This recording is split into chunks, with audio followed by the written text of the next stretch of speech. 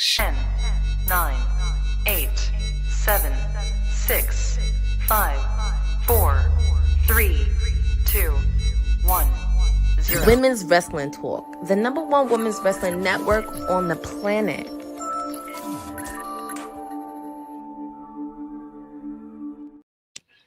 Greetings and salutations, everybody. Welcome to WWT Live. Happy Labor Day. I'm going to be 100% honest. I had no idea I was supposed to be doing this today, and I'm snitching. I'm snitching. Okay, because I'm gonna tell y'all what TK does. That I've figured it out now, and you be really having to you have to fully talk out things with TK because she will fill in blanks that you didn't know were there. So she hit me up. Mind you, she hit me up during Clash in Paris. So I'm already halfway not paying attention because I'm watching Clash in Paris. And so she's like, hey, do you think we will, people will want to go live on the show Monday because it's Labor Day? And I was like, I mean, I guess they would. I'm just like, yeah, I mean, why not? I know it's a holiday, but it's like, yeah, like I think that's cool. I don't think that would be a problem to just throw it out there. But we'll see who says something. Just kind of being like a realistic Randy Orton. But then she was just like, okay, so would you be down? And I was just like, yeah, sure. So let me stop right there. Would you be down? Now, is it just me, or is it, hey, when I hear the term, would you be down, like, hey, that I will be joining if people decide to be a part of it? Is that what, honey, please let me know. Is that the first thought process you had in hearing that, or did you hear something different? I mean, I initially thought, like, at just first sight of reading whatever was happening, that you put me on the spot. Like, I'm just taking it as maybe, maybe not. You know what I mean? Like, if y'all want to type thing and decide since she's not going to be here, she's going to be out of town, blah, blah. So, I mean, she kind of left it in our hands or up in the air a little. So I'm thinking, like as a part of the panel, cool. Yeah. If people decide they want to get on it. Yeah. So I wake up this morning, mind you, having enjoyed the Sunday. And I see in our group message, to keep everything organized, because she's very, very organized when it comes to setting all this stuff up, that, hey, Will is going to be hosting today. If anybody is available, please let us know. I'm like, how we jump from like to be on it to I'm hosting now. You see what I mean? You see how, like, where there's a blank, if like you don't know there's a blank right there, but it's like, hey, there's a space right here. Let me fill this part in with something. And you're like, yo, I know I did not say that. So now I'm hosting. Tell me you did not just say that. And of course, honey, being honey. This is no reflection on honey. Honey is just being honey. I'm just down. Because what she wrote, honey, I mean, what TK wrote was, if anybody is available, let me know. And so here's the thing about this. If Courtney's not a part of it, because Courtney will always say yes. Courtney is one of the most very reliable people here on WWT. She holds it down. And so Courtney was like, no, I'm not available. I'm going to rest. I'm like, oh, bet, because I know everyone else is going to go the holiday route. And I'm like, oh, if Courtney's out, I don't think no one's going to say anything. No, I'm in the clear. No, because we go over here to the land of Honey McDucks. And in her eyes, she saw, this is how she read it, because she didn't know none of the backstory. But I just basically, yeah, go ahead. She saw, hey, my friend, my tag team partner is hosting, and nobody has said anything. I can't leave him just thrown under the bus. What kind of tag team partner would I be? I would never So abandon my tag here team I come to the rescue, and I'm like, no, hey, I'm fine. I was like, yo, no one's answering. We're in the clear. She's like, I can do it. I'm like, fuck. I was like, I'm so not sober. At least it wasn't till later, you know? I didn't know that. That's why I was like, because like I saw Raw came on early, and I was like, okay, are we doing this like right after Raw? Or like what exactly, what time is it? And then she was like, it's at 7, or do you want to go early? I was like, fuck no, I don't want to go early, man. Fuck, I don't want to go at all. Because it is a holiday. Like I tell you that because you're an Islander and you feel like every day is a work day. So that's just me not trying to, change your mind on that. Like, sure. But everyone's gonna say no. I'm so sorry. Everyone's gonna say no. But honey showed you what true friendship is, but also not reading the room. Also not reading the room. But this is why you know what I think it also is too. It also because I haven't been like consistently on here throughout the summer because I had a busy schedule with the full-time job and being in the city back and forth and whatnot. But now that I'm here, I'm just like, I'm down for whatever. And like I said, honey did absolutely nothing wrong. It's just one of those like, hey, like we had all this set up.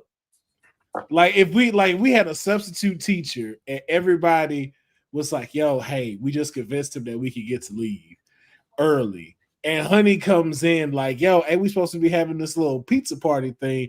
Afterwards, I'm like, honey, we could have moved that to another location. So it's like she didn't do nothing wrong. She's just looking out. I just thought my partner was being left in the dust. Nobody was. There was no bite on the bark. So I was just like, all right, well then it's only the greatest tag team on the internet. Then Oh, so that's exactly what I'm saying. That is exactly what I'm saying. I did not want to come to work today. I just want you to feel like, yo. Don't get me wrong. I'm glad that y'all are in here typing, letting us know, like, hey, people will still check in on the holidays to watch us. But imagine being at your job and it's just the two of you here.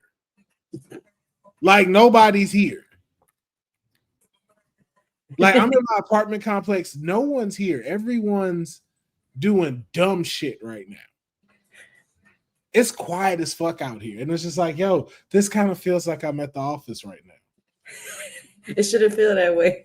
Yeah, it's like, yo, everybody's gone for the day. The janitor's not even here. Like we used our own keys to get in. Yeah, I had to cut the lights on. We came on the off day. We're the only two on assignment. Even the security guard leaves or like he's not gonna be here when we leave. Yeah.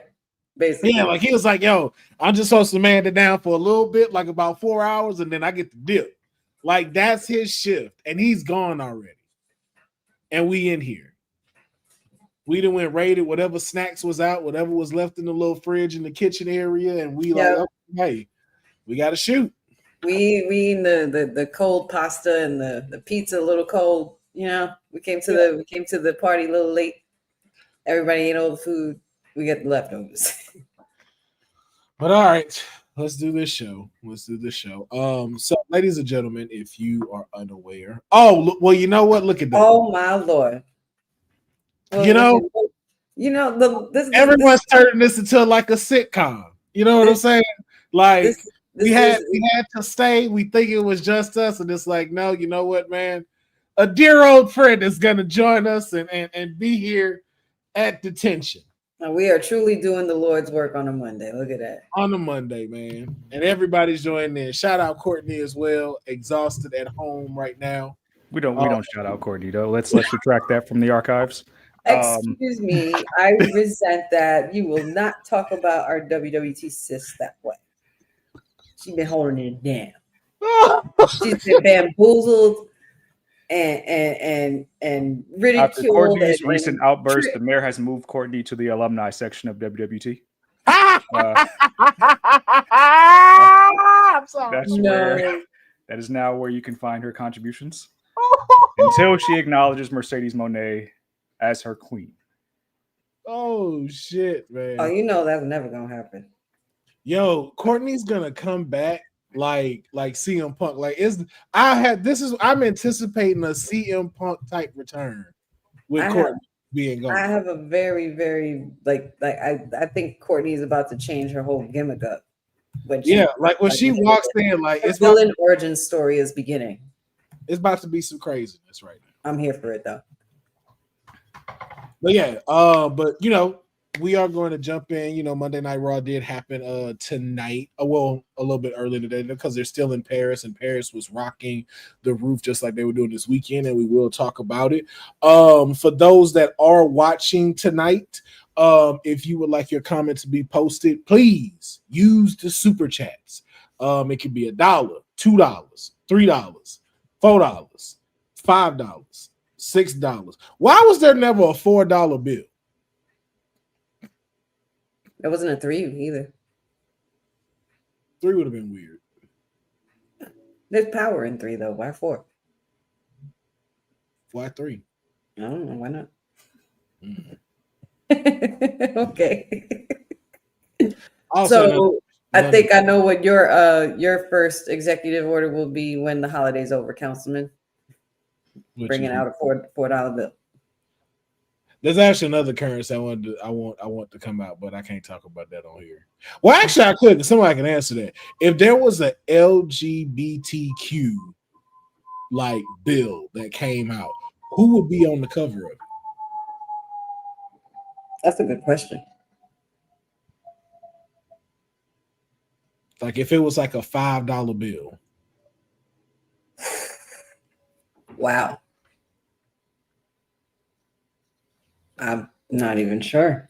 I'm gonna just leave that out there. I don't even know if I want to take a stab at that. Yeah, exactly. That's what I said. It's just out. It's not offensive. It's just out there to think if you had one, because I got some design ideas. Because I ain't gonna lie, I would love a Rainbow 5. Just. I'm gonna turn this food off. I'm just gonna. I gotta walk off after I say this because I don't want to disrespect nobody.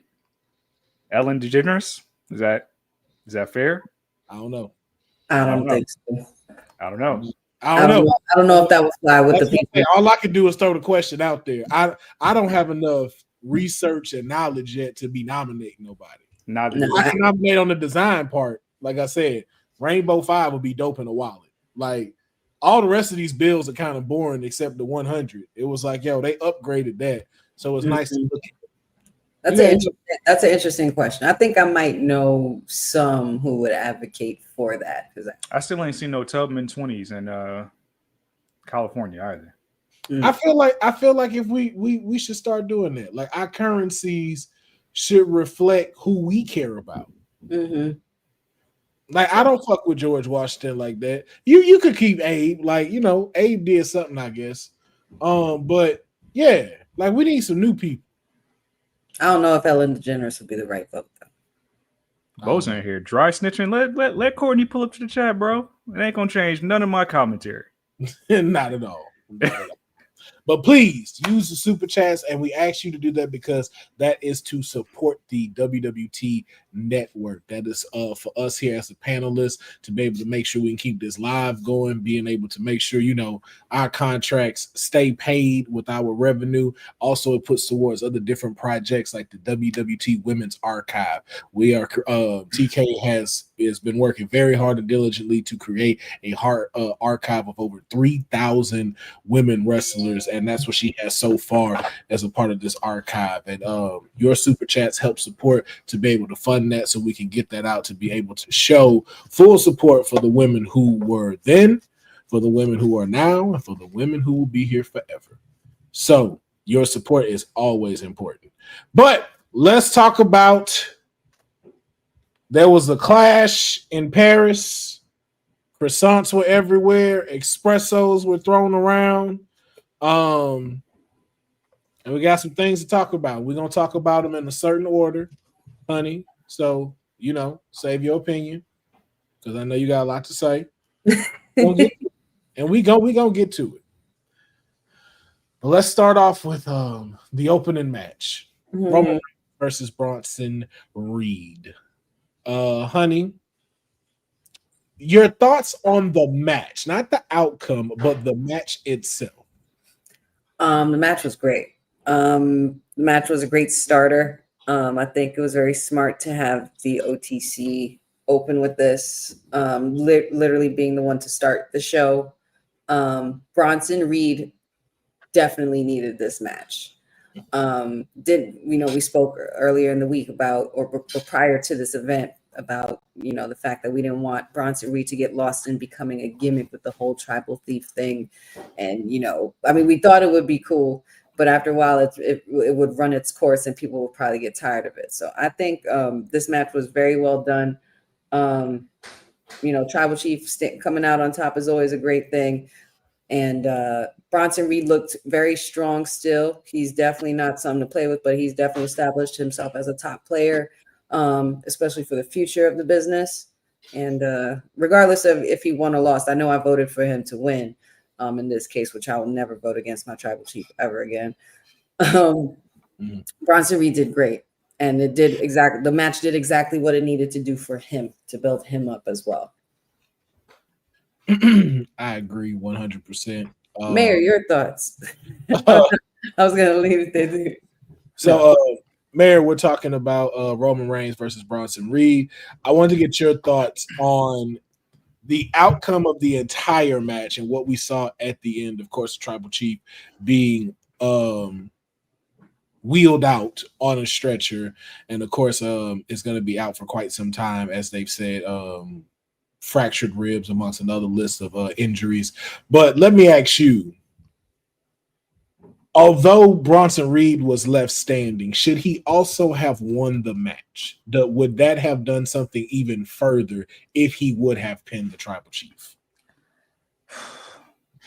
He still looked like a threat all in all. I kind of wish he would have won the match just to kind of paint him in the same light we're painting Braun Breaker.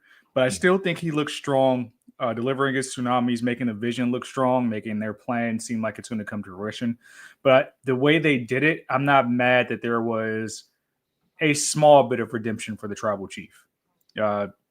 Taking out Heyman, getting his shoes back, winning the match. It kind of made it seem like, okay, this is still somebody who's a top dog in the company instead of just doing a side quest, which I'm not mad at the way they did it. Because we kind of know where he's going, at least for the foreseeable future, and he's going to have this extended break. So I'm not mad that they did it that way, because I think they still made Bronson look strong as a result. And they work really well together throughout this entire match. I thought they were good dance partners, which you really need. Yeah, I agree. I think this was a fantastic match. I don't really have anything else to add to it, man. Like, it's just it did everything it needed to. Like, to the Mayor's point, I wish he would have won. So just so that gap between him and Braun Breaker could start to kind of continue to get a little bit smaller. But it ended in the way it ended. But speaking of which, talking about that, even though the OTC is out of the ring, he is still cleared to finish filming, the Street Fighter movie. Along with Cody Rhodes, they will all be in Australia, and we have found out that the filming for Street Fighter will be wrapped by September 20th. Ooh. Very interesting. We also have found out that the former IWGP champion, let me make sure I pronounce his name right. I believe he goes by Haruki Goto. The former champion has been cast as E Honda in Street Fighter. Oh, interesting. Nice. You will be playing E Honda in Street Fighter. But this is very interesting, and I want to get y'all take on this. Filming wraps in September. 20th. And so with that, do you still see these two being players in the end of the year for WWE? And if so, where's the best place to put them within what's going on everywhere? Mayor, let me start with you. I think for Cody, I mean, being an absentee champion right now, getting taken out by Drew, naturally, his big comeback will be all the trolling, the excellent work that Drew is doing, keeping that storyline alive while Cody's gone. He's going to gun straight for Drew probably around the time. They'll miss WrestlePalooza. I'd say probably around the time about Survivor Series, War Games. You'll probably see that one-on-one match. Roman, if he does come back this year, I think you'll start to see them positioning either the official lick back with Seth, because we're going to be doing Seth and Punk for the foreseeable future. And maybe that's something that takes place at Mania in Vegas next year. But in the interim, it seems like he's going through the gauntlet. And I think the gauntlet will be Bronson Reed, then Breaker, Spear versus Spear before he finally gets to Seth. I think he has to take those steps and vanquish each one before he finally gets to Seth as a final boss type of thing. And by then, Seth and Punk will be done with each other and whatever we're doing with the couples right now. Yeah. Honey? Yeah, I would have to agree and piggyback on that, Mayor. I think that pretty much it allows for enough buildup to either continue these stories by, say, before War Games even heads in, we could start building up towards the road to the Rumble. But especially with the way it ended, with the way the match ended, Roman is definitely going to have to go through every single one of the Vision in that case. But of course, Seth has his hands full in a lot. You know, when you have control and you have all the power and you have the title, there's a lot that you can juggle. Let's hope he doesn't bite off more than he can chew. But well played this weekend, Architect. Yes, indeed. Yes, indeed. So we shall see exactly what goes on between them and Roman in the foreseeable future. So, but I want to keep it pushing in Clash at Paris. We had the tag team titles on the line. The Borderlands sponsored Street Profits took on the Wyatt Six, Joe Gacy and Dexter Loomis. Incredible match, but in the end, because of the numbers with the Wyatt Six, they pulled off the victory and retained the titles. And first of all, just tremendous shout out to France for holding it down with the way that they, cheered everybody this weekend. Like, I think that also brought back up, the spirit of competition with this American crowd. It's like, yo, you got to try to up France. They made me mad, yo. Man, France was killing it. Really was. Yo, really. And when the Wyatt Six came out, oh my God, chills. I wish I was in there. I was tearing. They were singing the whole song. Yes, and to the Street Profits though. All of them hitting the move. Like I was like, yo, they are really into this. So of course, picking up the victory, there was a tweet that went out by Angelo Dawkins saying patience wearing thin. So, honey, I'm gonna start with you. Thoughts on this? Well, no, because I know this your Wyatt Six. You're gonna be biased. Mayor, thoughts on the match, the outcome, and the tweet that went out? I think that was the first of a series of tweets too. I think he had another one that just said "keep talking," that came out maybe today, but it seems like I don't want to say the Wyatt Six are holding up the tag team division. It adds an interesting wrinkle for all of the depth they have on SmackDown, which is cool. And it shows that the numbers game can kind of go your protagonist way as well. Because I think nobody's like complaining that it's a 5-on-3 or 5-on-2 game because it's the Wyatt Six. And of course, we like this storyline that we're doing with them, propping up Bray's legacy and things like that. Now, match great. Love that the crowd was behind it. Love that they're teasing the dissension between the Street Profits very subtly, even the beginning of the match where Dawkins is like, I'm going to start us off. It makes it seem like both guys are just wildly competitive and really want to win as opposed to them just having beef with each other. So it might really be an amicable split at the end of the day where one guy doesn't have to attack the other. They just decide like, hey, like I'm going to do things my way. As far as the Wyatt Six, I think they're going to go through and just run through the division until we decide somebody's good enough to take the belts off them. I don't know if that's going to be DIY. I thought it would be Ray Phoenix Andrade. And Motor City Machine Guns just had like a promo about their losing streak recently. I don't know which way we go. I just know it's hella tag teams on SmackDown that are just waiting in the wings. So, and we haven't had a draft or a shakeup or nothing. So they said that might happen due to the move with ESPN. That they might like be able to tie that in with the whole ESPN dynamic and stuff. So we gonna see. Part of me is like a draft. Part of me is here for that, for the ESPN production, but a part of me does not want to see like how they used to do like the Fox and USA board of directors doing the draft picks. We're gonna get ESPN analysts like announcing draft picks and stuff like that, which might be like pretty lame at the end of the day. Yeah. We're gonna see. But you got Pat McAfee on there too. So it's just like there's a lot of ways I think to work it in a creative way. And I think with having it with ESPN, maybe they can find that common ground to make some magic. But we're gonna see. We're gonna see how this partnership gels when it comes to them in wrestling. But honey, your thoughts on the match, the outcome, and the tweet? The tweet was definitely concerning, especially from the start of the match, seeing the back and forth between Dawkins and Montez Ford. It's kind of to be expected. You know, there's a lot of pressure on them. They haven't really been getting any wins on their belts. They had their titles and they lost them. So, you know, they're very hungry and they're, you know, trying not to grasp at straws. But, you know, with the message that the Wyatt Six brings to the whole division, like I said before on WWT on Friday, it's not so much about holding hostage the titles. It's more so about keeping the titles safe because they feel there's no one deserving to take it away from them. All these tag teams that have been going at them, they've beaten already this year. They got through Faction, they've gone through the Street Profits, they've gone through DIY, they've gone through Motor City Machine Guns.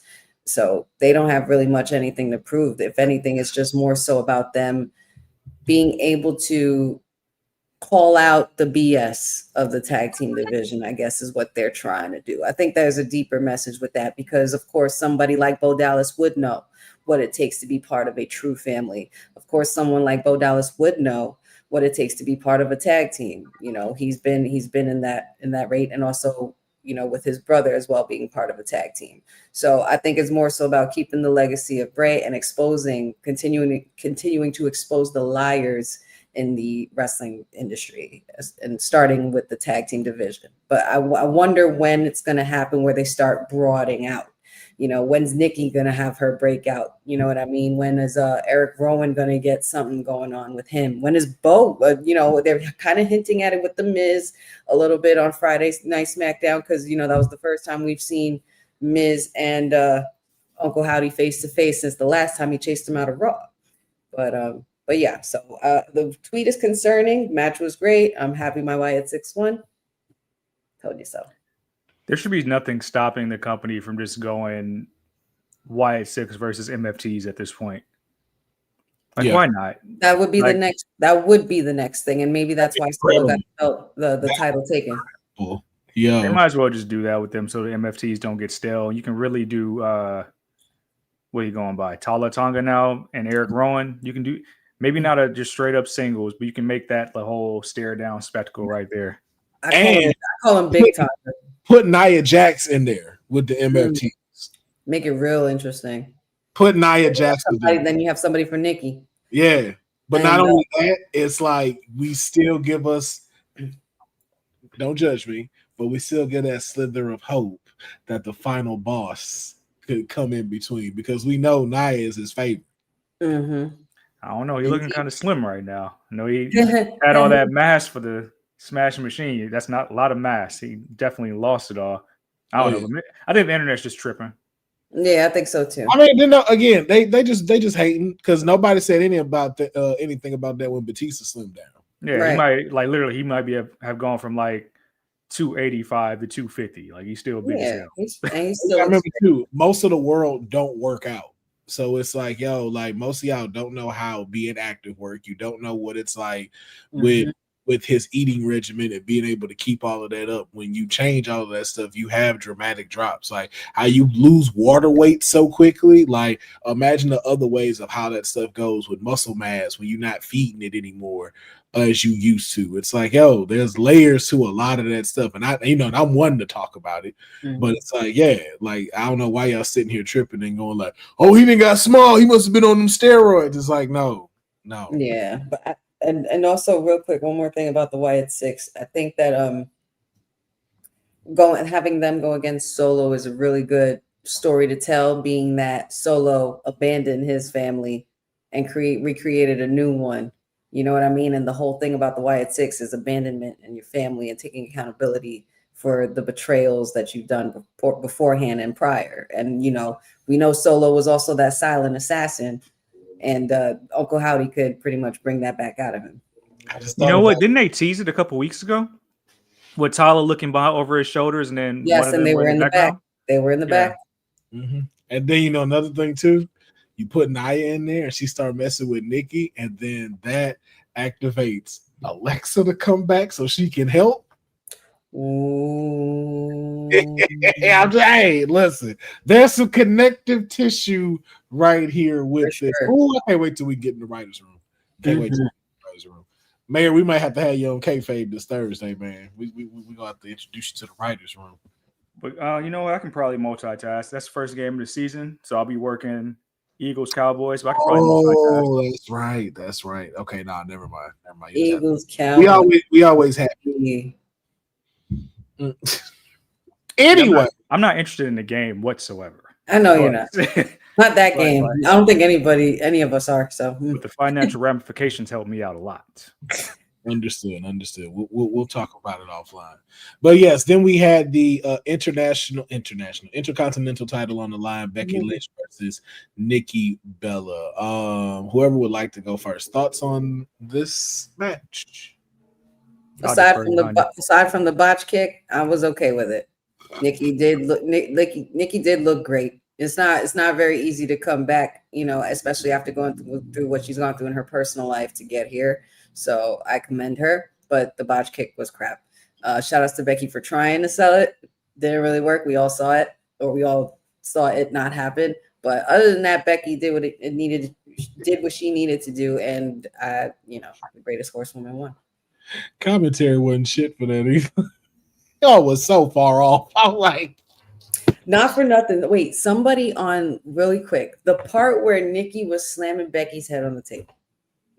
Somebody online, I forget who it was, but somebody online literally posted that and then mirrored it with Ace Ventura when he was fighting Tommy Davis and he was bashing his head on the. Sorry, that's it. Go ahead. But that was funny. I'll send it to you. I think I actually know who said it. I forgot. Mayor, thoughts on this match? You got a journalism for that? You gotta be joking me. This wasn't it, man. It wasn't it. The chemistry wasn't there. I feel so bad for Nikki that she had to go through all those boos, and this is kind of like I don't want to say a final lap, but it's like one of the later laps of her career. But the Becky hands on the table spot, the missed kick, and I don't know who to blame for that. So I don't know if Becky was late or Nikki was early. Just look back. It reminded me of the time, I think this was during the Greatest Royal Rumble. I think it was Jeff Hardy and Jinder Mahal. And Jeff Hardy hit a whisper in the wind, and Mahal was completely out of the spot, but he still sold it and fell down anyway. So it was like literally the wind hit him. Yeah. That's what that spot reminded me of. I think Becky winning makes the most sense because it allows Nikki to build the chase. And if TK was here, she would tell you, well, who's the devil you want to serve or whatever she'd be talking about. With Nikki Bella's going to generate all this different content and viewership. So eventually there are people that are clamoring for her to win. But the in-ring part, it's tough, man. It's tough. I do like the fact that she keeps tying her sister in on socials because they went back to the hotel and Bree was under the bed with a glass of wine. Like, oh, I went underneath the wrong place. So eventually they'll figure that out. The money will be right. The TKO do the right thing and bring her on board. But yeah, I think where Becky is now, let's just keep going that way until something come around. Yeah. Here's the thing that I've noticed when you deal with someone like a Nikki Bella. If this was 2007, this would have been a great match because she was wrestling like it was 2007, 2010, like she was back in that era. So what it was is you sharpened your skills up just so you could look good in the ring, which you did. It wasn't bad. Like even the botches that she had, they weren't bad. She was still doing what she needed to do in the ring. We've seen worse. We've seen worse. We've seen her do worse than that one. But we can tell like you didn't adapt new styles to what women have to do today. And those speeds are vastly different because the way divas wrestle to the way the women's division wrestle are complete polar opposites. And you could tell Nikki didn't train for that. So the different speeds that Becky is used to and accustomed to moving, it's like, yo, like, this is the way we're going. Like how you have to like kind of slow yourself down when you wrestled Hulk Hogan. Like AJ can't be jumping every which kind of way and stuff like that. Like you gonna miss that big boot because you done went in too fast and his leg ain't even got all the way up yet. Mm-hmm. So that's what you kind of saw with Nikki Bella. Like, so it wasn't that she was bad. It's just, again, it like how Mayor brought up with Roman Reigns and Bronson Reed. They just weren't good dance partners. And I think too, for the fact also that could be involved is you have a veteran dealing with another veteran. And so while, Becky has respect, so it's like, okay, hey, I'm going to kind of let you lead this thing and you let me know how you want to go over with it. It's like, okay, there's certain ways that you're accustomed to doing a match. And it's like, that's what we could tell the disconnect was. But I think it did what it was supposed to. I think it was at the PLE it needed to be at, which was Clash in Paris. It wasn't a big major one and stuff. And, if the hints at Brie are still going there, it's like, hey, you went, you had yourself a title match, dope. You'll get to be in the Royal Rumble. We'll know you'll be there. If that don't work out, link up with Brie Bella, get a WrestleMania moment with them tag titles. And if Charlotte and Alexa Bliss are still holding them, like, yo, that's going to be a great rivalry going into WrestleMania. That's a WrestleMania match in Vegas. We know we can all say that. That's gonna do numbers. And the crowd was hot for them though. The crowd was really hyped for Nikki when she came out. She got her flowers for sure. Yeah, so that's why I was like, it falls in line of like what Nikki's doing. Like, and Nikki's not a waste. I don't want to say that. I can't say that Nikki's a full waste. Just like, again, the thing we talk about TK when you are following the bag. Like, she's doing just what she's supposed to do. Mm-hmm. And no one was expecting to be like, yo, this finna. You know what it was? We wasn't expecting Trish Stratus when it came to Nikki. Like, we even gave Trish Stratus a little leeway. She blew that out the wall. We're like, oh, like, have you still been wrestling this whole time? Had a whole Hell in the Cell match. Thank you, Trish. Like, yo, have you still been doing this while you weren't on TV? But with Nikki, it was just a little different. But so that's exactly why Trish had to be on that list we was voting on a few weeks ago. Yes, and we will have that. I'm gonna try to have a few other Canadians on there as well, but we will be having that debate very soon. But like I said, it did what it needed to do. So it is what it is, but Becky Lynch is still the Intercontinental Champion. Now, the match that said it would steal the show, it didn't, but it was up against two tough bangers of matches. But they definitely delivered in this. I just want to get y'all thoughts on the good old-fashioned Donnybrook match between Sheamus and Rusev. Was the right decision made? And your thoughts on the match. Honey, let's start with you. I believe that the right decision was made. And I believe that the way the finish was very unique. It was something that we really hadn't seen like that before. Rusev, out of desperation, going all the way back, stretching Sheamus back on the accolade was pretty wild, a pretty wild view. But the match was great. It was brutalizing. It was perfect. It was exactly what it needed to be, the good old fashioned Donnybrook match. slamming through the Donnybrook bar, the shillelagh action, which we have graciously renamed her Shay Shay here on WWT. So there was a lot of Shay Shay action, Rusev was the right man to come out on top. He basically showed why he still has earned his place here. And he's going to be a top heel going forward. And Sheamus, of course, he shines in any kind of match when it comes to his style of matches. It's very rare that he loses. I think this is his second tap out as well. Mm-hmm. But it doesn't do anything. It doesn't do any harm to Sheamus at all whatsoever, as you said, that it would, But I really enjoyed this match. Every single match was it got better and better and better. This one was like, okay, yeah, we're in the middle of the card now, just so you know. And I realized that basically throughout the whole night, there was no bathroom break match at all. Paris was screwed. Yeah. Mayor? Right outcome, beautiful violence. I like that Rusev got the nod. He really needs it. I think we forget that Rusev was a part of a big debut, Raw after Mania. Mm-hmm. And that sizzle we had initially is kind of like dwindled a little bit. Sheamus is a perfect dance partner to get that right back. They've been partners. They've been adversaries. And if they do this one more time, I think Rusev should go over again. Because, again, Sheamus, this doesn't hurt him. And spoiler, I think Sheamus is probably the one that gets that IC belt off of Dom and not AJ Styles, because that's the only belt that Sheamus has never gotten, has been chasing in the past 4 or 5 years. So I think putting Rusev over so we can get into bigger contention for another title, especially like getting back in world title contention, is great.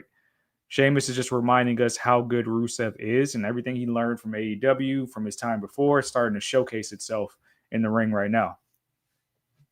Yeah, I agree. My mind was going in the same place as far as the IC title goes. I think Sheamus winning would be a huge win. I think they should do it at Crown Jewel. Like, I think that would just blow the roof off the place if he won and became Grand Slam Sheamus. And I think for Rusev too, it was the right outcome. Just making sure what is the next lateral move for him to make. Like his moves are very they need to be very strategic. Unlike Sheamus, like again, like you said, Sheamus will be fine taking this L if he goes IC route. Cool. If that's not something they want to do just now, he'll still be okay. But with Rusev, it's like we need to see, okay, what's your next person, and it can't be a mid-tier guy. Like we need to see somebody that's like, yo, okay, who's in the world heavyweight division that we can have be a distraction with Rusev and make a nice rivalry to have us show him that he's in this picture. Between now and Mania, you can absolutely do Rusev and Cody. Yeah, 100%. And I would be so interested in that. Yeah. Then like Cody just doing all the retread rivalries over and over and over. Yeah. There's a lot that could happen here with this. I can even see him and Jay. Like, I think that'd be something to be seen. And then, like how Rusev go over would be something would be insane. Mm-hmm. But I know they still tied up with, the vision and stuff. And we'll talk about that as well. But shout outs to them. That was a fantastic match. Another one you got to give credit to. The Never Seen 17 took on Logan Paul. And of course, John Cena picks up the victory. No beast involved. But overall, this match, though, some moves were pulled out from both sides. A lot of homage was paid during this match. Mayor, let me get your overall thoughts on this match between John Cena and Logan Paul. And what does this do for both of them now that this match is in the books? I genuinely thought that John was going to lose this match, and I don't think it would have been wrong if he did. But allowing John to go on top and keep Logan Paul in this space where, yes, you have all the ability in the world, but you're not ready type of like glass ceiling. I think that's important. There was a tweet that I was trying to look for that encapsulated that match perfectly, but it said something about how you can have like all the ability in the world, do all the great moves, but like the foundation of going to a wrestling school is important. And you can tell that Logan Paul is missing that, from the simple things like throwing a punch. Like sometimes it comes off very sloppy, but then he can go do all the highlight reel moves, and it shows in big time matches like this when you're in there with the GOAT, where like we can hit the buckshot lariat, but we can't throw a punch and make it look like it's believable. So I think it highlighted the best of both worlds with that, but having John go over, like we're going to feel good with the last 7 or 8 dates, and now we can just forget about that and move on to Brock, because now it actually adds a layer of like, well, Brock can actually beat John. John's still back on the high horse and on his hot streak again. So we'll see. But I think for Logan, nothing changes. He's in the company full time now. He'll probably get involved with another major storyline as we head to Survivor Series. Honey, your thoughts on the GOAT versus your favorite wrestler? How was it? The GOAT being John Cena in this particular case, because I'll never say that about the other individual, at least not right now. Great match. I was very thoroughly impressed with Cena, from jumping off top ropes to code reds to Styles clashes. I was just like, good golly, Super Cena. I did not know you still had all of that in your arsenal. It was really refreshing to see. Crowd was engaged the whole time. Them boys was working in there. They were working in there. And I do give it to Logan Paul. Like that buckshot lariat, that was a thing of beauty. That was actually very nicely done. And like said, he does still have some smaller, tedious, and more meticulous things to work on as far as like in-ring work and, shaping himself up to be the superstar that they want him and building him to be. But yeah, I believe how many, I don't know how many, I don't know how many of us voted for Logan Paul, but I definitely was very happy to be the only one rooting for Cena. And you never bet against Super Cena. Only one. You weren't the only one rooting for Cena. Don't try to go sit on like you were. Nah, I think we was all rooting for Cena, but the logic. He picked Cena. Well, because I think TK picked Cena. Somebody else picked Cena. You weren't the only one. Well, then me and Boss Lady, we had that. Maybe Courtney too. I think. And Courtney too also picked that. But yeah, I thought it did everything it was supposed to do and more. And it just gave you another glimpse of like, dang, that was his last time in Paris. Shit. Every single time they do the intro for him, and he does the salute and the Never Seen 17, and the bow, and I'm just like, bro, stop. You're going to make me cry. Like, none of us are emotionally ready for December 13th. Like, December's going to be here before we know it, and we're going to be like, fuck. We got 8 the last time we don't see it. 8 more times to see him. I've already started to think about how many times I've actually seen John Cena wrestle live and trying to really calculate that before I drop an ungodly amount of money for Survivor Series. TK, man, you got to get us in there, man. Look, November is my birthday. Like, hey, Survivor Series, man. I just got to hear that music in the arena one more time. One more. It's quite something, man. It's just a ticket. I happily, took it in with SummerSlam. I drank that shit and I was just like, damn, yo, like, salute. I salute you, sir. Like, I think it's not the first time I've seen Cena live. I did want to see Cena as the heel live, which is what I really went there for.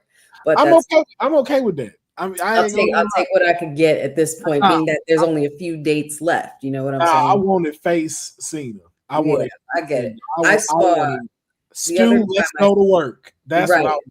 The other time that I saw Cena live was when he faced AJ Styles, and that was glorious. That was a glorious match to see up close. But I'm happy that he's getting the send off that he wanted, and he's doing everything on his own terms. And shout outs to Logan Paul. I'll give you a little shout out.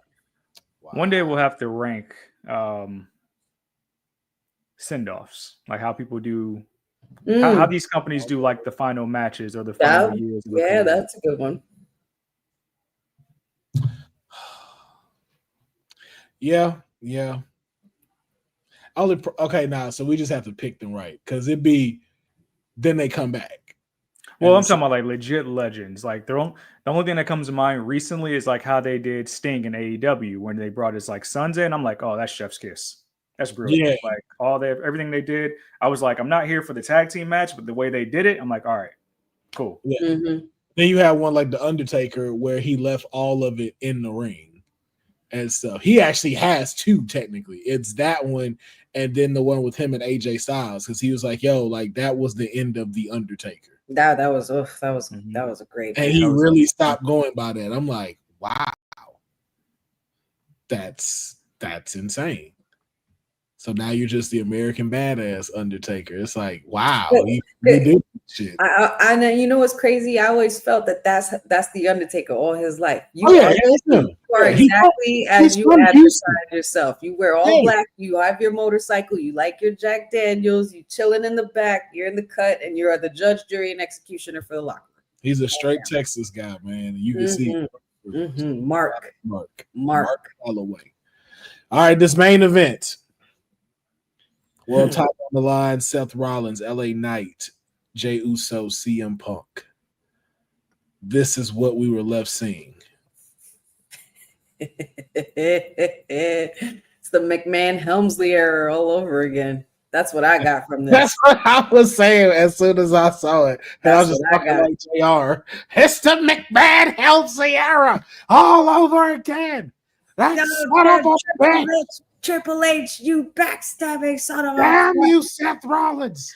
Regardless how anybody feels, this was like A+ execution. I mean, like the past month since WrestleMania, because all we've been talking about is who's the fourth man. Yep. Who's the fourth man? Like A+ execution. Yes. Plan B for Becky. Yes. Yo, this was like, I was just like, yo, like something Peter Rosenberg said after the post show was like, I'm flabbergasted that we're shocked that it happened.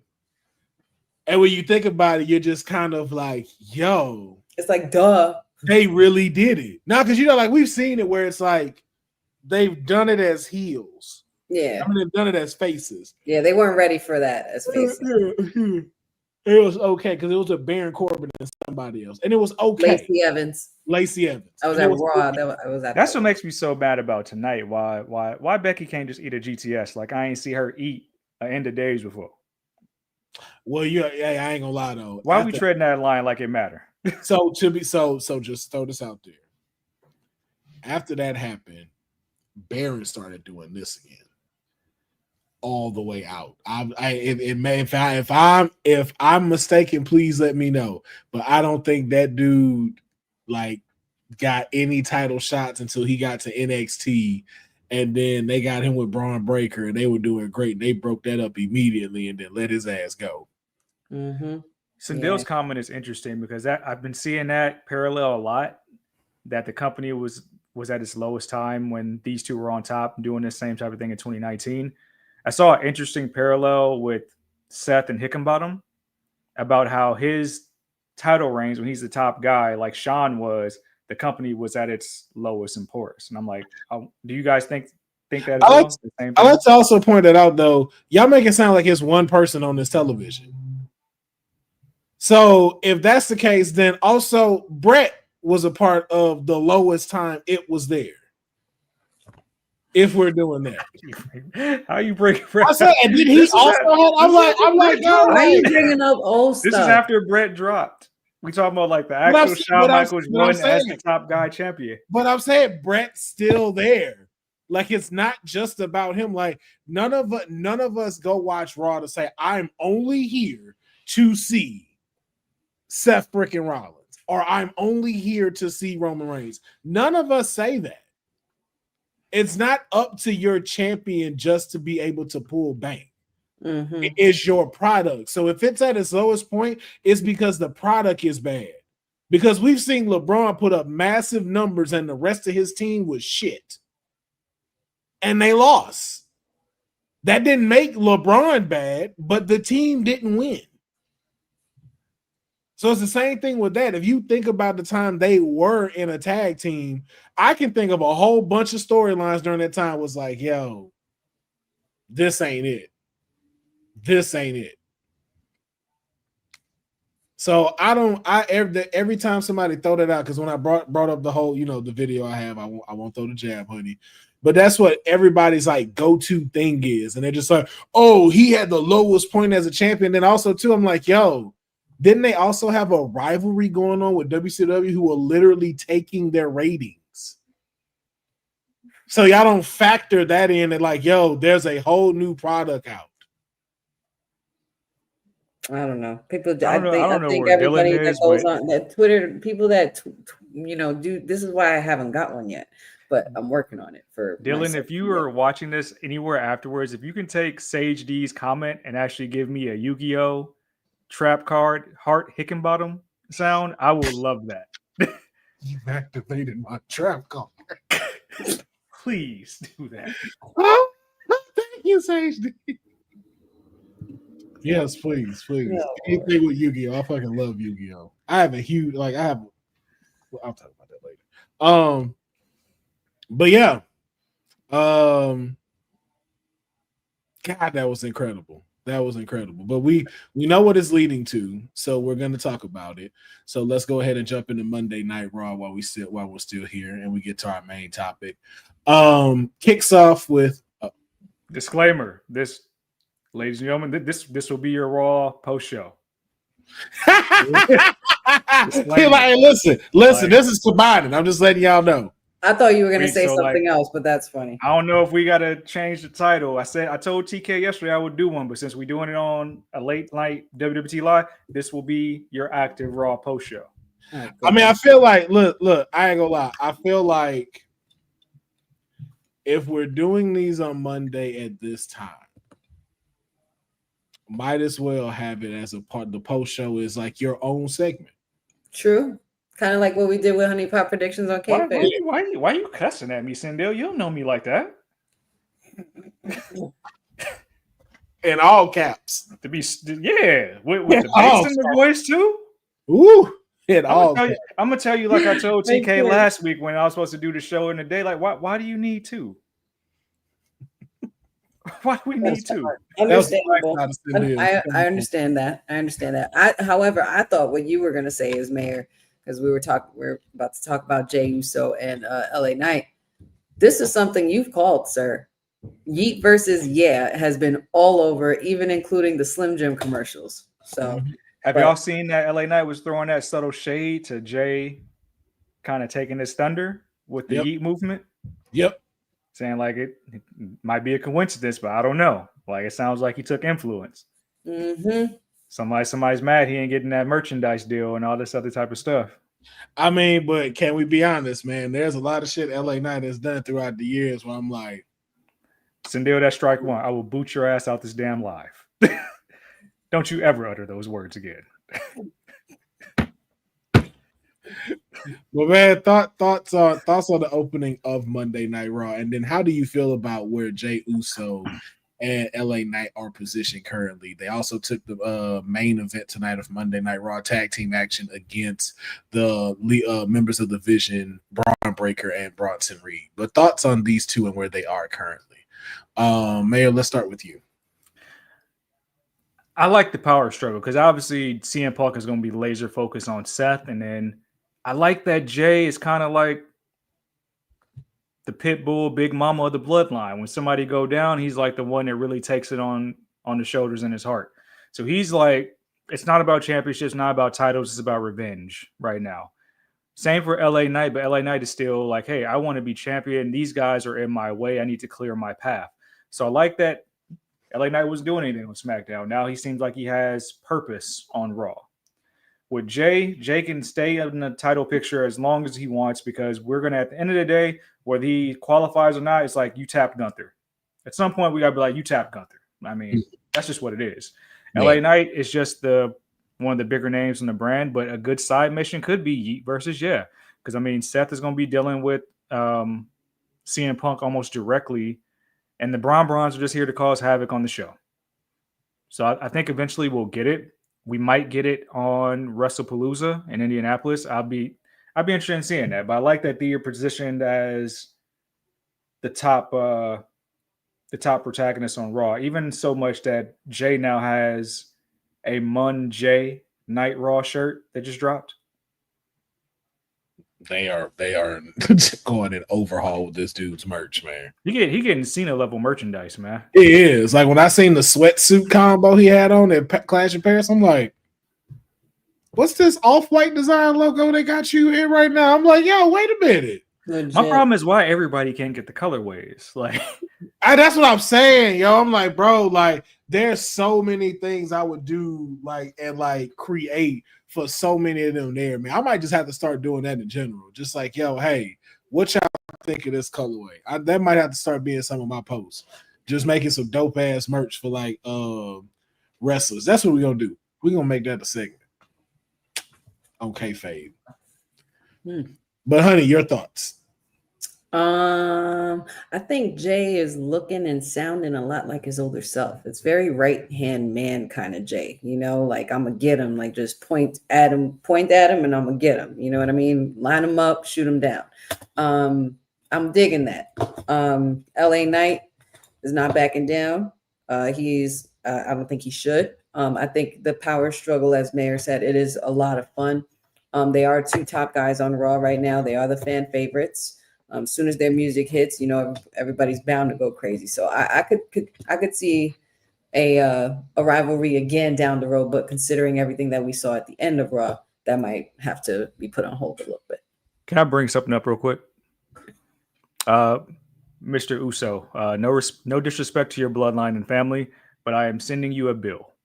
Oh no, you're not. Because I'm sending you a bill because you have been distracting my client from her goals and her dreams. If you know what I'm talking about, you know. I'm just leaving it right there. My client is too young in her career. She don't need no damn distractions.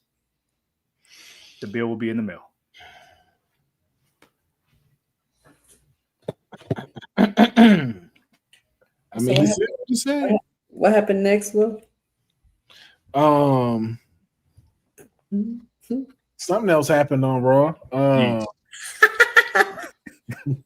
5 letters. Whatever. Oh yeah, Bronson did drop that. He did say that too. That's surprising, dropping that on live TV on Netflix, by the way. Like, you saw what I typed in the chat. I was like, did he really just say that? Like, all yeet, no. Because they don't know what it means. I think, yeah, they're in France, but like, I think it's hilarious though. remember how we thought they were going to get more edgy on Netflix? It really hasn't been. I feel like that's as far as they've gone. It kind of has, but it just like it's one of those like they only get so many. They still block the curses and everything. Meanwhile, well, they let it go for a little bit now. So like if Jay is finna say shit, they let that run. And then the crowd thing, they let it run for a little bit, then they block it out because I think you're limited to so many in order to keep the rating that you have for that show. Because you can only say so many cuss words before it becomes like rated mature or something like that. So they got to try to save that in case someone goes off script and says something else. They're still under their number. But yeah, so then we also had tag team action. The Kabuki Warriors taking on the Judgment Days. Raquel Rodriguez and my client Roxanne Perez. Asuka going deeper into her heel bag, taps out my client, and has kind of been punking the former world champion Io Sky. Just want to get y'all quick thoughts on the women's tag division on Raw right now after this display, and what's going on with Io Sky. Kyrie saying Asuka. I was finna say something else. oh man. I was finna say, what's going on with our friendly Asians? Oh man. I don't know if that's offensive or not. But it sounds like a great TV show. Wow. Kyrie's so stressed out. I feel so bad for Kyrie. She was getting yelled at this whole show. And I will tell you one thing, Councilman. The more and more I watch Roxanne on Monday Night Raw, the more I realize she had no peers in NXT. None. 0. Like, she was really carrying some weight. She had no peers that can work with her on that brand. So you see it in the in-ring work. I'm glad the Kabuki Warriors picked up a win because now you can actually buy them as contenders.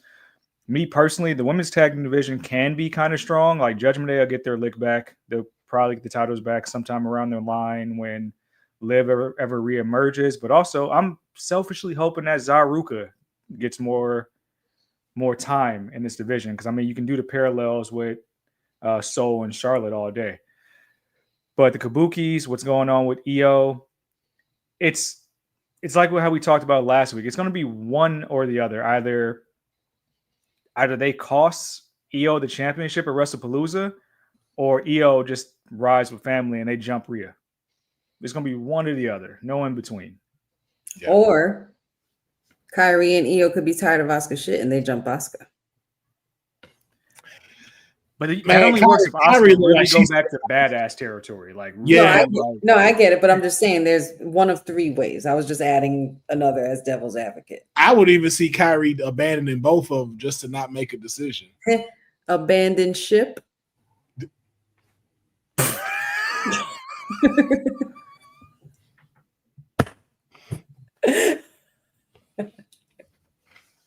I'm sorry, man. Okay. I'm so sorry. But I'm here for it. He couldn't wait to get that off either.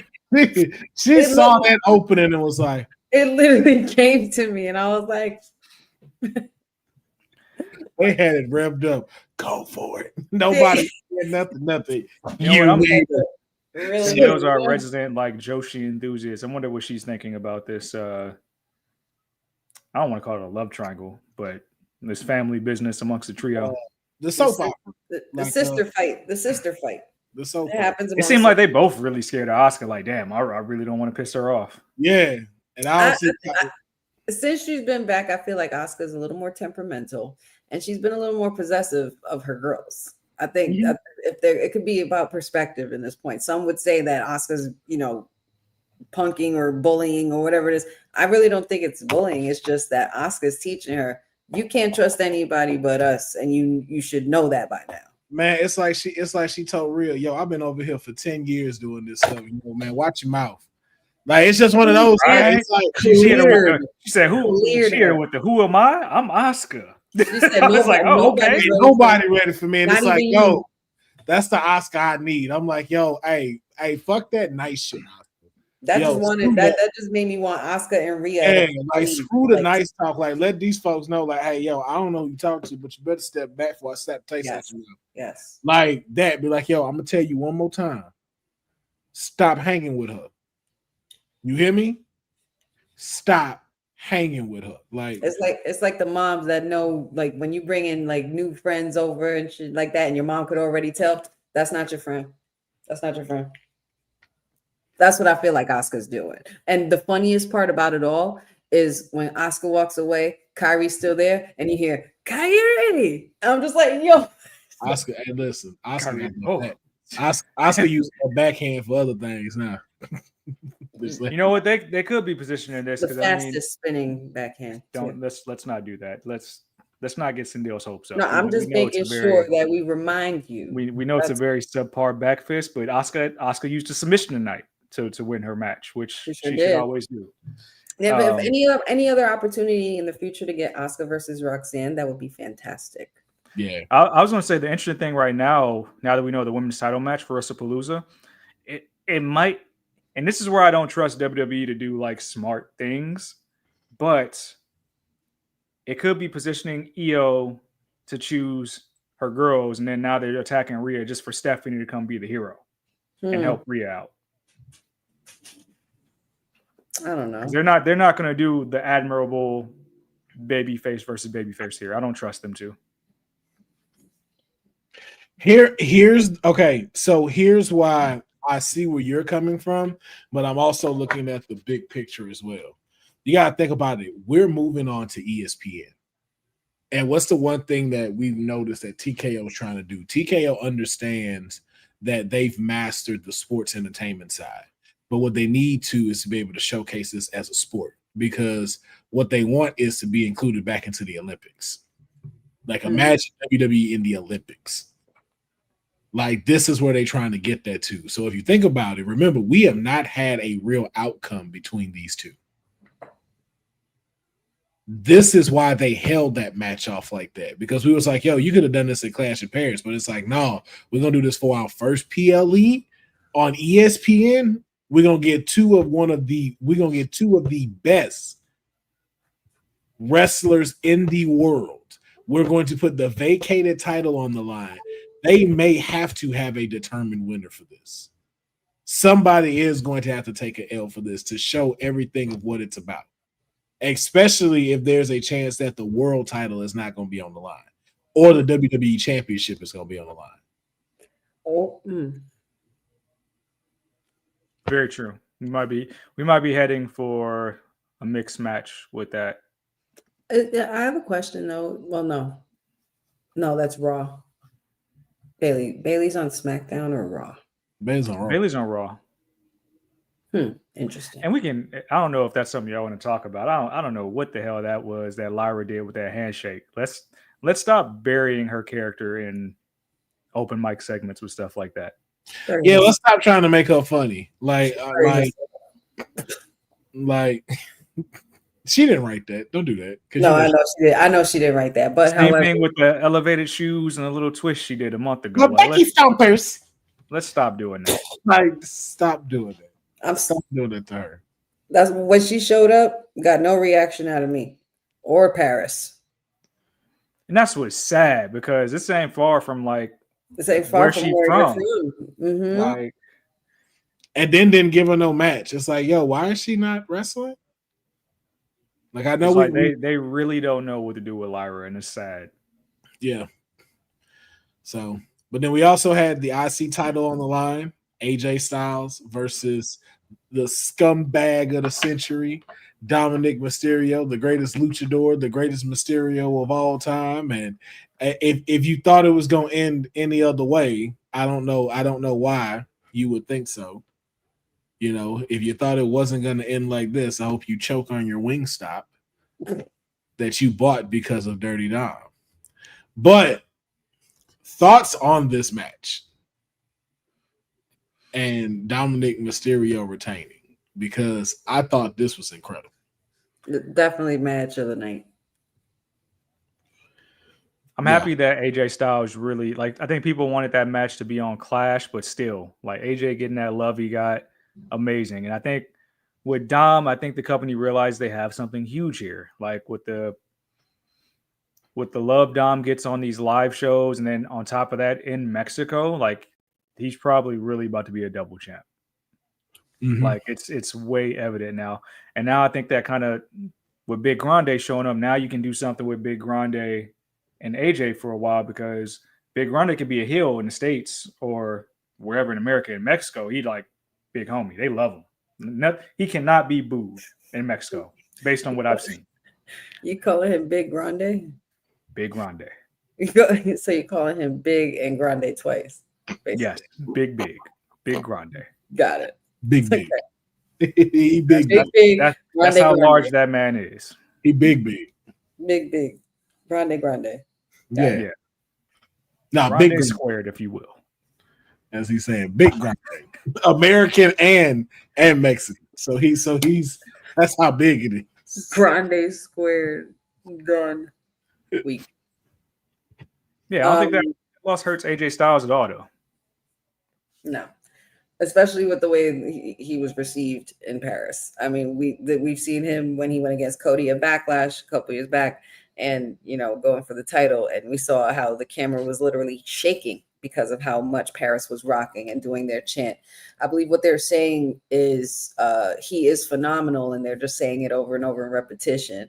And it's like their song that they serenade him with. But the fact that went through the whole commercial break, the whole match, basically, and they were even saying dirty, dirty Dom. Like, it was just absolutely amazing. The energy that Paris brought to it. This match was absolutely sick. I expected it to be nothing less. I love watching AJ. I love seeing Dom grow. Yeah, and Dom retaining, which was going to be the obvious. I don't know. I mean, I understand why this wasn't in Clash in Paris. You needed something to hype up, besides the other things that happened around. You needed the match to hit for Raw. And, of course, bringing out AJ Styles, the phenomenal one, was perfect. I know AJ Styles better hit a 5-knuckle shuffle in one of these matches. Right. Something. Or attitude adjustment or something. Mm-hmm. Or Yeah, STF. I can see an STFU. I can see an STFU being delivered. But Mary, your thoughts on this match? Or did you give it already? I gave it, but I mean, I think it's a good move. I think Dom retaining, That's and right. the fact that he's retaining without Judgment Day, just finding a way to win. That's the real scoop here. That he's finding a way to win without Finn, and Finn picked up a win tonight too. I want to acknowledge that because he never do. Yes, so that's he good did. for him. But no, the fact that we are allowing Dom to find various ways to win matches without the help of his team, I think it's just keeping him prolonged to be AAA champion, and then the scorn of Liv whenever that happens, just like turn his world upside down. Mm-hmm. I also could see Tom probably sometime next year, if not before then, gaining a faction of his own without Judgment Day. You say Dom? Mm-hmm. Splitting Like he's with gonna Liv be, and with the Raquel true and leader of his Roxy. own faction, for sure. Yeah.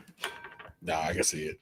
But yeah, and then we had again some of the matches that we had, I feel like, and segments needed a little rework, in my opinion. I think could have had some things move, some other things that should have happened. But this was our main event tonight, tag team match between Jey Uso, LA Knight versus Division's Braun Breaker and Bronson Reed. I want to talk about this first because, as I said, some things that should have been happening in different order, and I don't know if this should have been the closing moments. But thoughts on this match and storyline? I feel like this is a quick one. Straightforward to the point. We get the bigger picture, especially with afterwards. LA Knight and Jey Uso. I don't think they're ever going to be done being in the same realm and trying to vie for the same championship. They just pretty much were. They're just pretty much victims of the Vision, and they're pretty much working together to try to get out of that. It's the classic, that's not your true partner kind of deal, to where there's only one person you can trust, and that's family. Hence, Big Jim towards the end. I definitely thought, like I said, the match was the main event. It had to do something to pretty much put the stamp on Seth's authority and power. Taking out the OTC, getting rid of LA Knight, getting rid of Jey Uso. But yeah, it was just a straightforward match for me. Yeah. I think we need to hurry up and put the tag team titles on the Bronze. I think we're wasting time with Judgment Day and having the New Day more in the tag team division, and it's not being put on actual programming. I think we need to really expedite this because that's where we're going. Mm-hmm. I did think the match was done pretty well. I love the anticipation that we see between tsunamis. Like when we hit one, it's like he's going to get his big ass up there, get hit another one. And that's what I felt tonight. I like the fact that we're showcasing that both men are very strong as a duo, which makes the Vision seem more of a threat, that they did win this match despite LA Knight and Jay being bigger stars. The wrinkle when Big Jim won, why are you even there? But the fact that he was there made the save. I like when the cameras or the mics caught that Jay was saying, I need you. I can't do it. Like, I can't do it alone. I can't do it. So I think the worst kept secret of the summer is that we're going to get a reunion of the Usos. I just think we're wondering when and where. Mm-hmm. And now we see it's going to be against the Bronze division. So that's cool. And like I said earlier, Jay's been looking more like his old self. You know what I mean? Like wearing the all black. That's kind of what I'm kind of noticing with a lot of when it comes to Jay and Jimmy. They're kind of going back to their roots when they were doing their day one-ish. So I really like that they're going to take us on that journey. All roads pretty much leading to, of course, Saudi, WrestlePalooza and everything, but all roads are definitely going to lead to War Games after all of this is said and done, for sure. Yeah. Yep. And then the topic of the night. Also, really quick, honorable mention, Finn did get a pin, and also shout out to the War Raiders return with Penta team up. That was really good too. So about the Penta and War Raiders thing, WWE, you blew it. You blew it. This was your chance. If Big Jim can be there, I don't know why Andrade and Ray Phoenix can't be there.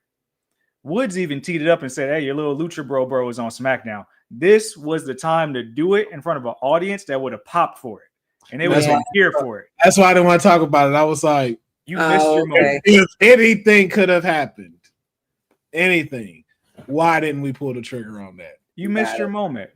They haven't been on camera together in WWE at all. I can see them saving it though. I think they're saving it for a special time, like something big. Yeah. Paris, they would have lost their shit, man. They would have got all the views you wanted. They done lost their shit at a lot of stuff. Now we got to leave it up to somebody else to be able to do it. Because I'm telling you, man, people not gonna forget that Paris crowd. That Paris crowd was part of the fucking show. The crowd was the main character today. Yeah, like there's no way, like wherever SmackDown is this week, y'all got to come with it, or y'all gonna be embarrassed. Mm-hmm. Speaking of embarrassed, Becky Lynch slapped the shit out of CM Punk several times in this segment, and like when I say, like when we said McMahon Helmsley era 2.0, that's what this was. Like when Mayer said the fourth man, and where she fits in so well. Like without even Paul being there, the Braun's not coming out. You still even see exactly where she fits into the vision. And so the main question, if not now, probably never. Does this prompt the return of AJ Lee? Let's talk about it. I don't see why it won't. I don't see why it won't. If there was any time, it's now to do it for sure, especially after the way they did it in dramatic fashion. She was there slapping his face for a good 2 minutes. He was just looking like a Looney Tunes cartoon. Seriously, it was very much Bugs Bunny slapping the shit out of Elmer Fudd. Motorboated his chest. He couldn't do nothing about it. That was hilarious. But you know what? Not for nothing with all of that. I mean, can you imagine how much fun they're about to have right now going on this story and taking us on this journey with this story? This is stuff that has been like almost 10 years in the making with this beef between Seth and CM Punk. And now it has gone to the wives. And now they better not do anything stupid where they swerve us and they put Nikki Bella back in, or they bring somebody else out that hasn't been seen in a while. No. Yo, if they if anything, it'll be Rhea because they just talking backstage. Hands were thrown, and another woman's hands were touching my husband's face. I'm lacing up my Chuck Taylors and I'm coming to whip that ass. Honey, if they do CM Punk and Nikki Bella versus Becky and Seth, I'm gonna lose my shit. Please don't do that. Please. Or Rhea, because him and Rhea are good friends, or Roxanne because of their relationship. Now, hold on. If it was Roxanne and Roxanne never went to Judgment Day, the wrestling daughter, I'd be like, all right, bet. But now that Roxanne's in Judgment Day, it doesn't really make no sense. But nah, man, this is, if there was any time to do it. And here's the thing too, because it makes so much sense at what's happening with this whole storyline, because you got to think about it. You don't need CM Punk to be fighting for the title just yet,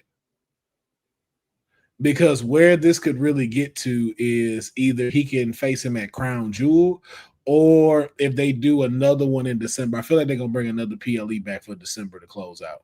Well, they do have Saturday Night Main Event too. They're not gonna do it there. That's too big for him to. Yeah, that's tough. I don't think they do. I think that's the last one in December because it's John's last match, and then you go with the that's right. A week or two later, you got Christmas and New Year's Eve, so they might have another New Year's Evil. That'd be the next one to kick it off. Yeah, and he's not gonna do it there, or day one. No, he's not gonna do it there. You know what it's gonna most likely be is Punk's gonna have to win the Royal Rumble. So we're keeping him distracted right now, but I think Punk will win the Royal Rumble and then face Seth for the title. Yeah. I like that he asked Pierce where SmackDown is on Friday, and he said tremendous when he learned it was Chicago. He's going to do a promo in his hometown. He always gets the hugest pop. in Chicago more than anybody else. It's more than anybody else, I think, in their hometown in general. Like that CM Punk Chicago pop is different. I hope he just comes to the ring and leaves a pair of Chuck Taylors in the ring and just walks off. That would tell me everything I need to know. He come walking out with a shoebox, you know what time it is. Just a box, just a regular box. We're just making a box so it's not obvious, right? He said you're gonna regret putting your hands on me. God, I hope it's not real. Yo, cause again, yo, it sets up so perfectly. Like it sets up so perfectly. This is the part where we're talking to the Unreal writers room and we're like Will Smith. It's like because yo, it's right here. You got it here. That connects you to the Royal Rumble. Like they gotta know that's where our brain is gonna go. That connects you to Becky Lynch and her at WrestleMania. Like, just give it to us. Just give it to us. That way, again, you're not overworking her. We're not trying to immediately throw her into the title picture. It's like, yo, a rivalry that's been going on since September comes to an end at WrestleMania. And she'll be in the ring with someone who is trustworthy in the ring and who will do good business. Shit, one of the horsewomen for the IC title? According to Honey. Hey, and then don't let Becky get on some bullshit and then take the world title. Be at WrestleMania. The back and forth between these two, like I just want to the mic work and seeing how both these women have grown since that Divas era. Because Becky talks extensively in her book about when she met AJ, and Becky was green as shit. This it, and you know, and the thing is too. You know what? With her being there, this kind of takes a lot of pressure off Nikki, because now you have that person that can go in the ring, because she ain't missed a beat. Like AJ Lee had to do like all of this ring work for heels and stuff like that, so she had to train all them people on the show. So she stayed working with that, and she stayed working with CM Punk in the ring.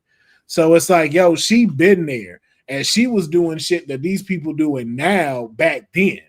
So it's just like, yo, and you're in a better environment, like, yo, like you are, you know, I know they like to get that stuff to Nikki. I don't agree, but it's just like, yo, you and Paige are why the women's division is here.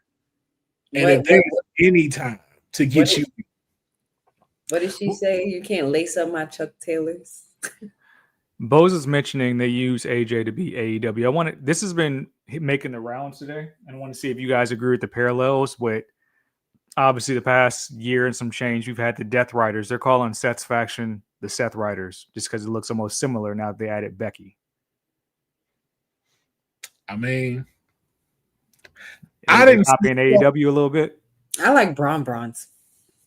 So here's my only thing with that. You could say that. Like, is there parallels there? Yes. But the more parallels we've seen is that Seth definitely follows in Triple H's footsteps. Very much. And so, as we called it, this is the McMahon Helmsley era.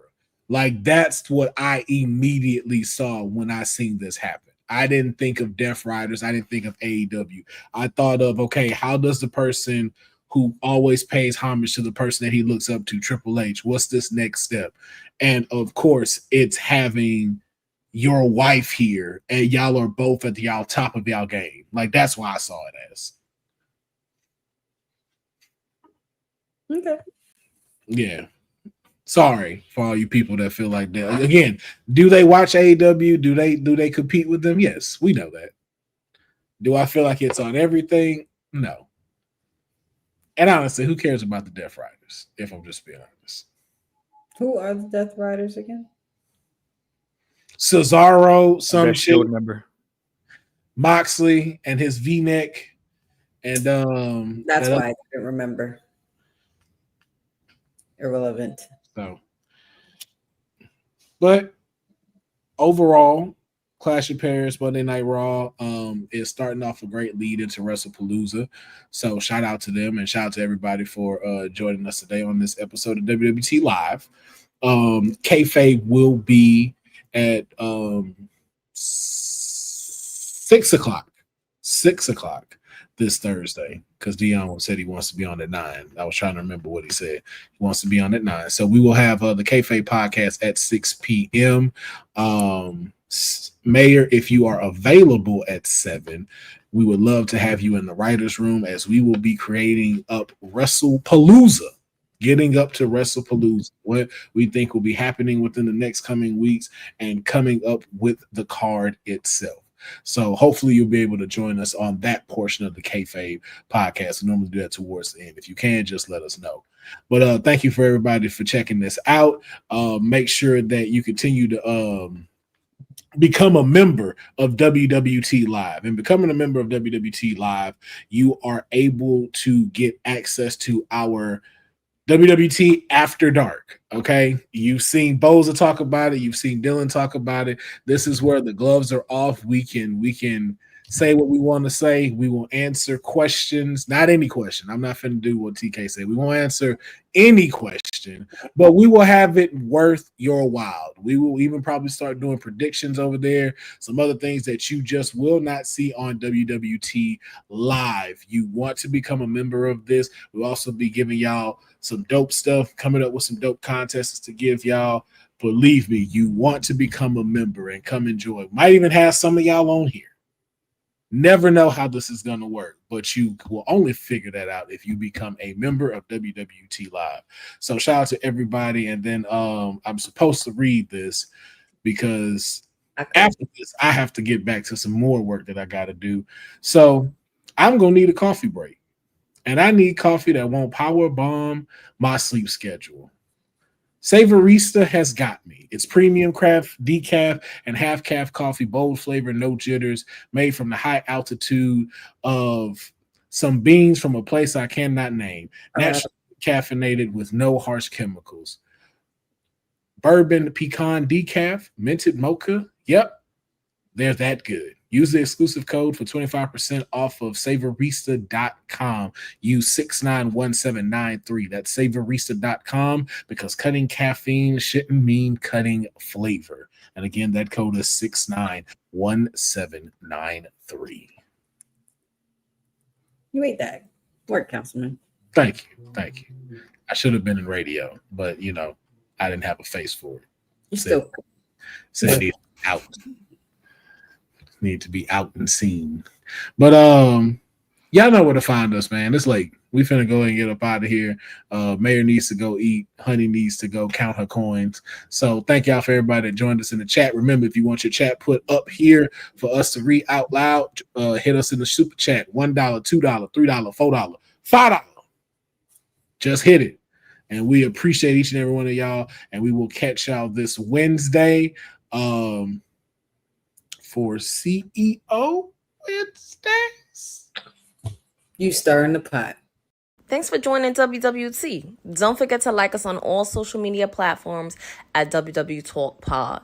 Like and subscribe on all video and audio platforms like yesterday, my G. And check out our website at www.talkpod.com. Thanks for watching Women's Wrestling Talk, the #1 women's wrestling network on the planet.